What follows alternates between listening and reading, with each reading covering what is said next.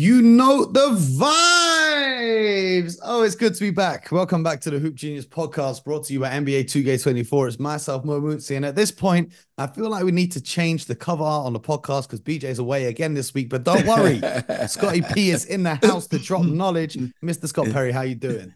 I'm doing great, Mo. Man, I'm doing great. Yeah, miss that guy, BJ. Don't definitely don't change the cover, but I enjoy filling in for our guy. You know that. 100%. It's a blessing to have you here. And obviously, it's the off season. That means there's trades galore, there's player movement, free agency. We've had all the draft picks, the summer leagues just started. We've got a lot to talk about, and we're going to talk about every single trade. But don't worry, we're not going to rush through.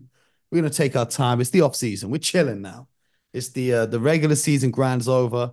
Now I can get a little bit of sleep, just a little bit, just a little bit. you you And deserved it, Mo. oh You've man. earned that. You earned that right to get some sleep, man. Man, it's crazy. I still have people coming up to me even till today, and they congratulate me on the Celtics winning the championship as if I was out there putting up 20 points and 10 rebounds.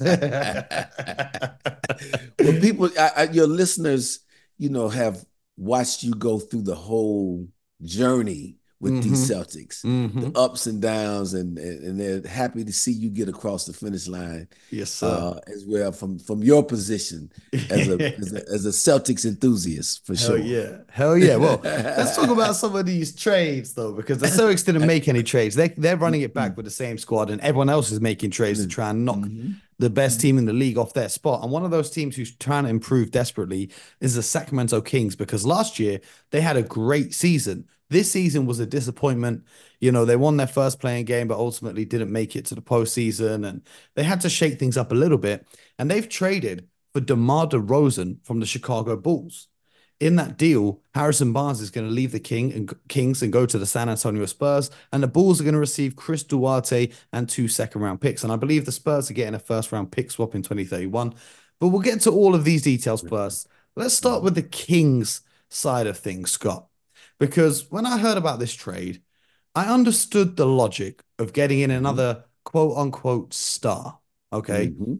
Mhm. However, it did confuse me because number one, the Kings play with a ridiculous pace that I don't Mhm. think a 35-year-old DeMar DeRozan is going to enjoy playing with. And this contract he signed with them, I believe it's a 3-year contract. He'll be Yes. 37 in the final year of this deal. Mhm. DeMar DeRozan's one of the best clutch players in the league. However, the Kings Mhm. already have De'Aaron Fox, who I believe won the Clutch Player of the Year award. Mhm. And he doesn't really fit their system of a lot of handoffs from Domantas Sabonis, a lot of three-point shooting. He's kind of Mhm. more of an isolation player who likes to get going in the mid-range. So, Scott, can you explain to me, because I know you worked in Sacramento for a little bit in their Yeah, front office, but I why did. have they gone out and acquired DeMar DeRozan? And what do you think of the fit for DeMar DeRozan on this team? Mo, from what I see, obviously it's a talent grab. The chance to get an all-star player to add to two all-star caliber players that they already have in Fox and Sabonis. And you mentioned De'Aaron Fox being one of the most clutch players or best clutch players in the league. You never can have too many of those guys. And to have another guy like DeRozan, who's done that throughout his career, helps them. I also think they're looking at this as a piece to help them advance once they get into the playoffs. DeMar DeRozan plays a playoff style of basketball, as you mentioned. He's a little more half court than the other guys. He's played a lot of isolation. When offense breaks down, he can go get a basket. He gets to the free throw line. He's a very efficient player. And this is why you have a coach like Mike Brown there as well, who's very experienced, who's worked with a lot of different great players. And it's going to be incumbent upon Mike to figure out, okay, how can we make this work? To your point, uh, how make sure that Demar fits, how we can utilize his skill sets without sacrificing what De'Aaron Fox does or Demontis Sabonis does. And let's not forget Malik Monk, who they signed. Yep. So I like the signing. The only thing I don't like about it from a basketball standpoint, because you mentioned his age, but DeMar has done a terrific job of staying in shape throughout his career. So I think he's one of those guys who's done a really nice job of keeping Father Time at bay, if you will, and still being a highly productive scorer in this league. But I felt last year, this past season, in the past couple seasons, what Sacramento really struggled with was on the defensive end of the floor. This move does not help them defensively. Losing Harrison Barnes was one of their better defenders on the perimeter. And so they're going to take a step back defensively. Now, while this may help their ability to score a lot in the regular season, defensively, I'm a little bit concerned with this move. It doesn't really address that. They still going to have to address that elephant in the room if they really aspire to be one of those final 8 teams going into the playoffs next season in that tough Western Conference. I got a situation for you. If you're the Kings, if you're Mike Brown, right, and you've got the 10 seconds on the clock, you've got the final possession, you need a bucket to win the game, right? You're down one, you need a bucket to win. Are you giving the ball to DeMar DeRozan, who's now the veteran status on this team and has proven himself as a clutch player, or do you give it to De'Aaron Fox, who's the face of your franchise and has proven himself as a clutch player? If either one of them wants the ball to go ISO, who are you drawing it up for? A lot of that's going to depend on how the game is going. And let's assume both of them are playing well. Uh, my bet would be you stay with De'Aaron Fox just because of his speed, elusiveness, and his ability, and he can shoot the three. So better than what I think DeMar shoots the three. So you still go down that path with De'Aaron Fox, in my opinion. Now, but if DeMar has it going, De'Aaron and he has the favorable matchup that night, and De'Aaron is just having an okay game, then that's what you have DeMar DeRozan there for him to help close out on those nights, and maybe you steal a few extra wins during the regular season that otherwise you wouldn't be able to steal if De'Aaron Fox is either out or not at the top of his game that night. So that's it, to me, it's going to be that's again part of coaching. The big part of coaching, Mo, for me has always been how well a coach watches the game and allows some of his decisions to be dictated about what he's seeing that night from his team and from the opponents. Being able to make those type of adjustments on the fly. Mike Brown, in my opinion, is one of the better coaches at doing that. So he'll figure it out in a good fashion, in my opinion. Okay. The other thing is the minutes allocation. Unless Mhm. Kevin Herter has moved, you've now got at the guard position, you've got De'Aaron Fox, you've got Kevin Herter, you've got Malik Monk, who you've just re-signed, and then Mhm. DeMar DeRozan, who's listed as a three, and I guess he'll play the three for them, but Yes. really and truly, he could be better off as a shooting guard. And you also got Devin Carter, who you've just drafted. How are they going to find minutes for all of these guys and Keon Ellis as well, who kind of broke out towards the end of the season? And you saw his defense in that playing game against the Warriors really put him on the map. Well, you got to remember this too, Mo. We're just in the early part of the summer, and we read Kevin Herter's name a lot as well. Now he's an excellent shooter, but that means he has value around the league. I just talked to you earlier about the defensive side of the floor. Maybe they look at taking a guy like Kevin Herter and turning him into uh, a more defensive-minded player to help with those rotations you're talking about. Assuming they're not able to make a deal again. That's they're going to be a team that's going to look to outscore a lot of opponents during the regular season. I'm sure Mike will figure out the groupings, the pairings that work best together to get them the minutes. But still, as the minutes allocations go, you know the Sabonis, Fox, DeRozan will be at the top of that food chain in terms of minutes, followed by Malik Monk and then probably Kevin Herter. Absolutely. Like we've seen the Kings and their kind of theory of, okay, we'll just have the best offense and an average defense and we'll be at the top end of the conference. I don't Mm-hmm. think that works in the playoffs. No, it I don't doesn't. think that I works for a agree. championship, but what it No. does do is it keeps them in the bracket of quote unquote contenders. And I Yes. expect that it appeases the fan base and they'll sell a lot of DeRozan jerseys and so on and so forth. And during the regular season, there'll be a tough team to prepare for too. You don't have as much time as you know. You talk about in the playoffs when teams can lock into one another, and that's your sole focus is that team. Well, when you're traveling across the country and you're playing 3, 4 games a week, you don't have that amount of time, and they're going to be able to hit you with the flurry offensively, and now adding DeRozan, they're going to be really good for mid range too, being able to score. They're not just going to be just a 3 point shooting team. You got Sabonis who can score on the block, mid range. Same with DeRozan now. So you got two guys who can really work that painted area to go along with all the 3 point shooters you have. So they're going to be a tough team to defend for sure, especially during the regular season. Now, in this trade, the Spurs were a team that kind of facilitated the trade in a financial way. Mm-hmm. However, I think they've come out the best in all of this because they've gained Harrison Barnes, who's a Mm-hmm. champion and a very professional player. His reputation around the league precedes him. When you talk to people around the Mm-hmm. NBA, they will have great things to say about Harrison Barnes.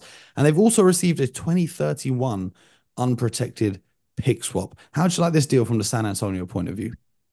And shout out to my man Brian Wright, the GM down there, who Brian and I worked together in Orlando. Great example of how to utilize your cap space. Um, doesn't mean you have to always go out and get a free agent. They use it in the trade. And I've always been, you hear people talk about, you know, trading for players in the cap space, or we take on bad contracts with space when you're not quite ready to win. I've never been a huge proponent of that unless that player is going to fit into your locker room. Harrison Barnes is a fit. You just mentioned he's a champion. He still can play basketball. He can contribute to the efforts on this Spurs team. He'll be a great fit alongside a young Victor Wembanyama. So I like the utilization of the space of trading into the space this time and getting a guy like him. And now you mentioned they get a first round pick swap as a sweetener in the deal.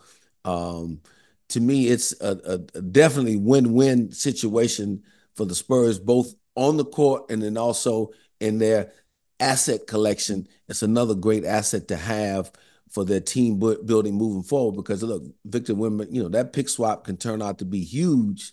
You're talking 6, 7 years down the line. But guess what? Victor Wembanyama more than likely still going to be a Spur, and that pick may turn into something to Seven be years is a later long time in helpful. the Yeah. NBA. Like, think about the NBA 7 years ago, how different every team looked. So Yep. here's Scott. I think San Antonio are onto a master plan here. They're gearing Mm-hmm. up to have a 20-year dynasty because people are Mm-hmm. wondering why they're making these trades and acquiring these future pick swaps. Here's what they Mm-hmm. currently control. Between 2026 and 2031, they've got Atlanta's unprotected 2026 first round pick swap, Boston's top one 2028 pick swap, Dallas unprotected in 2030, Minnesota top one protected in 2030, Sacramento unprotected in 2031. Now, when Victor Wembanyama is in the prime of his career, or even beginning Yes. the prime of his career, they now have these pick swaps, and there's what, 5 of them there. I don't know if the Boston one will materialize into anything unless the new owner comes in and implodes. But Mm-hmm. Atlanta, if they go to a rebuilding phase now that they've just acquired the number one pick, that 2026 pick could be good. Dallas, if Luka Doncic decides that he wants to play elsewhere by before 2030, that could be a Mm-hmm. great pick swap. Minnesota, Mm-hmm. same with Anthony Edwards. If he ever wants to get to a bigger market, that's there. And I'm not saying he will. I'm Right. just saying you Right. never know. It's a You long never time. know. 6 years is a long Exactly. time in the NBA. Mm-hmm. And now Mm-hmm. Sacramento, who have missed the playoffs 17 out of the last 18 years, that's a pretty good bet that in 2031, that's going to be a very valuable pick swap as well. So they're going to have the ability to have either high lottery picks on their team to add to Victor Wembanyama or trade those picks back to those Yes. original teams for a player that Yes. they want, like what Houston was trying to do with Brooklyn, or they're going to be able to trade those for elite talent to add to their squad. Mo, again, great example too of understanding both short and long-term planning. The short term is okay, they wanted to get a little bit better around Victor Wembanyama. They don't want to keep losing as many games with him. You got an elite player like that. He's going to be pushing the envelope to start winning now. So again, in this recent deal with Harrison Barnes, he's going to help this team be a little bit better team this year. We'll see how far they go, but they definitely will be better. And then looking to your point, Victor's prime years are where a lot of these picks could come due, and they can either draft someone, trade those picks back to the original owners, for a player, whatever they need to do to enhance their ability at that time, because you got to figure 4, 5, 6 years from now, they're going to be looking at how do we compete for a championship? And their championship window could be very long with a player like Victor Wembanyama, and that may start, like I said, 4 or 5 years from now. A third team involved in this trade, the Chicago Bulls. They received Chris Duarte and 2 second-round picks. Scott, the Chicago Bulls need to fire their entire front office. In fact, you know what? The owner of the Chicago Bulls just needs to sell the team because all of these moves that they make are just cheap moves. What they really should have done with this trade is they should have got that pick swap and taken on Harrison Barnes' contract. Instead, they're trying to find a way to get under the luxury tax. I think in the NBA, the Bulls have paid the 24th most money in luxury tax since 2001, despite being the third biggest market team in the league. Ownership doesn't want to spend to field a competitive team, and yet the front office has not taken that on board and created a situation in which they can have a young team that may be competitive in the future. It's an absolute disgrace what's happening in Chicago. It's a disgrace to the Bulls fans because I know how loyal they are. And what they're doing in DeRozan, you get back Chris Duarte and 2 second-round picks. Alex Caruso, you get back Josh Giddey, and Andre Drummond walks for nothing. If you had traded those three players at the deadline, you would have got a much more valuable return. You would have got a bunch of first-round picks if you had made those three trades at the deadline. Instead, you sat tight, and then what have you got to show for it? It's an absolute abomination and disgrace, and I don't think that it's you. At some point, you got to look at it and say, "What are these guys doing? What are they? How do they have jobs? How are they in control of this team?"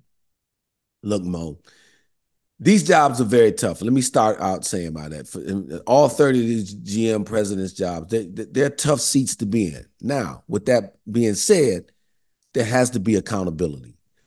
And as I look at it right now, I don't fully understand the direction of this Chicago Bulls team and what they're trying to do. Are they trying to go to a full deep rebuild? They're Or trying to get everyone who was on the just 2021 All Rookie second team. yeah, Chris yeah, Duarte, right. Yeah. Josh Giddey. So I really don't understand. And a lot of times in this league, accountability doesn't come really till the fans stand up and say, you know what, enough is enough. We're gonna stop going to games. Now Chicago they still draw very well in that city. The fans love their Bulls, but if they decide, you know what, we're not going to accept the mediocrity any longer and stop going to games, then that may force the hand of ownership to make a decision to say, okay, that change needs to happen. Look, again, we're not through the entire summer, but from what we've seen thus far, as you look at this Bulls team and this Bulls roster, I don't know that the play-in is even a reality this year. They've struggled to make the play in the last couple years, and that was with DeRozan. I know Lonzo Ball was injured, but that was with DeRozan and Vucevic, and you have an emerging Kobe White and some decent players, and they were 9th, 10th seed. Now, from what the moves thus far, going into the season, you got to be looking at this team as a surefire lottery team again next year. And a lot of times the accountability finally comes when the fan base says, you know what, enough is enough. With Chicago, they've got a rich history, as we know, 6 world titles there. And at some point, everyone there's got, and including the ownership's got to say, okay, this is not acceptable. We've got to move forward. So I would think that the clock is on, and I'm sure nobody understands that more than Arturis and that group, that front office group there in Chicago, that they've got to deliver some improvement. And so let's see what they do the rest of the summer. But thus far, the moves that they've made, I can't pinpoint or give you a direction that I see. But again, I'm not in those meetings, in those decisions with those guys. They've got some good, spots for the future. Kobe White showed that he's got really a lot of potential to be a very good player in this league.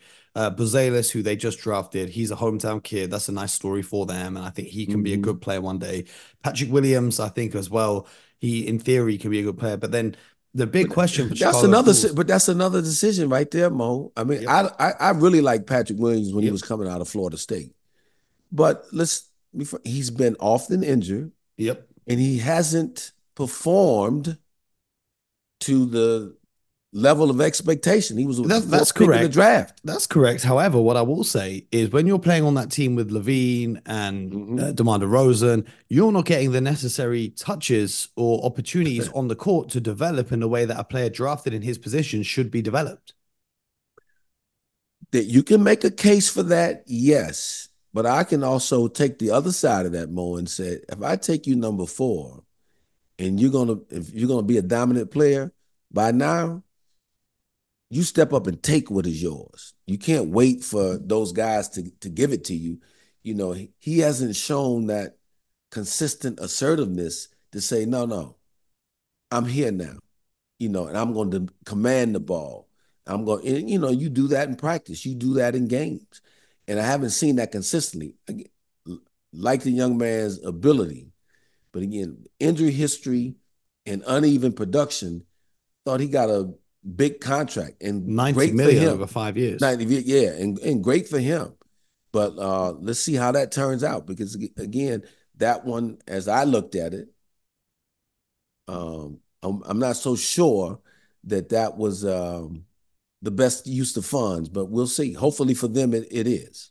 Now, the one big question for the Chicago Bulls now, seeing as they've lost DeRozan, they've lost Caruso, is Zach LaVine and his contract. He'll be making $43 million this year, $46 million next year, and $49 million the year after for a player who's injured a lot, isn't a great defender, but is a great scorer. We do have to give him his credit. They're Mm-hmm. reportedly trying to attach a first round pick to his contract to get teams to take on his deal and have him on there. Why does no team in the NBA want Zach LaVine? Because if you go back a year or two, I think a lot of teams would be jumping at the chance, especially if there's a first round pick thrown in. They'd do that any day of the week. Well, the injuries are one thing, Mo. He's been missed a lot of time injury wise. So with injuries coupled with the large contract, gives teams some pause. Number two, and we talked about this in one of my earliest shows with you guys Yep, on yep. there, is when teams look at him, they see the talent, but haven't seen the winning.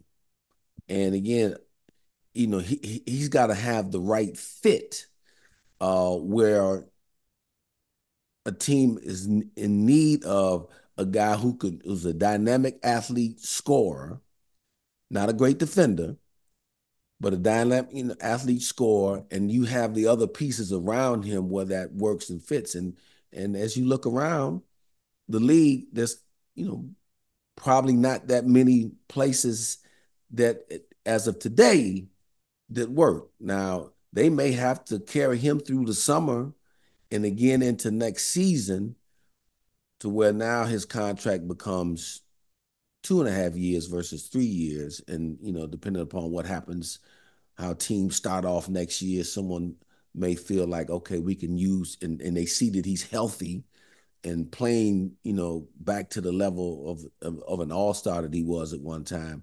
And then maybe somebody at that time decides to take the plunge and think that he can add to them and really enhance their abilities going into playoffs. But that's not going to be an easy one. And if they're trying, and that's, as you just mentioned, if you're hearing that they're talking about attaching to a pick to an all-star, a first-round pick, that lets you know the difficulty they're having in moving him right now. Absolutely. It's dark times for Bulls fans. Like, my thing with the Chicago Bulls is how long are you going to live off Michael Jordan's legacy? You know that fans are going to come from all over the world and buy tickets to your games just to hear that intro music. You know, fans are going to buy the jerseys just because it was so iconic when Michael Jordan and BJ Armstrong wore that jersey. You can't keep living off that legacy. You've got to, at some point, put together a team. Like, we haven't seen them compete since the days of Derrick Rose. And that was a long time now. That's like coming up to Yeah, 15 years. yeah, You've no got to put question. together a team that has a direction, as you said at the very start, that you're either competing and you're going all in, or you're going to be rebuilding and acquiring these young players. But right now, they're a middle of the road team. And I just feel bad for the Chicago Bulls fans. But bad time for the Bulls Yeah, fans. It's going to be an interesting time for the Kings fans, but it's great time, great times for San Antonio Spurs fans. So that's that Yes. trade. We're going to be Yeah. breaking down all the trades, all the moves that have happened. Me and Scott have got a long list to go through for you guys. Absolutely. I'm looking So forward to it, Mo. yes, yes, sir. So am I. So am I. So make sure you stay locked in with the Mhm. show. Subscribe on YouTube, Spotify, Apple, wherever you get your podcast from. We're going to be here for the rest of the off season now. We're taking some time off to just recoup, but we're back. We're back in full force. And let us know in the Discord. Join the Discord. The link is below. Let us know which trades you want to hear us talk about tomorrow, and so on and so forth. And we'll get it done for you. Send in any questions you have as well. Scott, I appreciate you. Appreciate you, Mo. Look forward to doing it again tomorrow. Yes, sir. Yes, sir. No, this might be the only place on the internet for the next few weeks where you can get NBA coverage that's not about Bronny James. It may just be. It may just be. Yeah, exactly. Shout out to Bronny. In the Yep. meantime, you guys know what it is. Get buckets.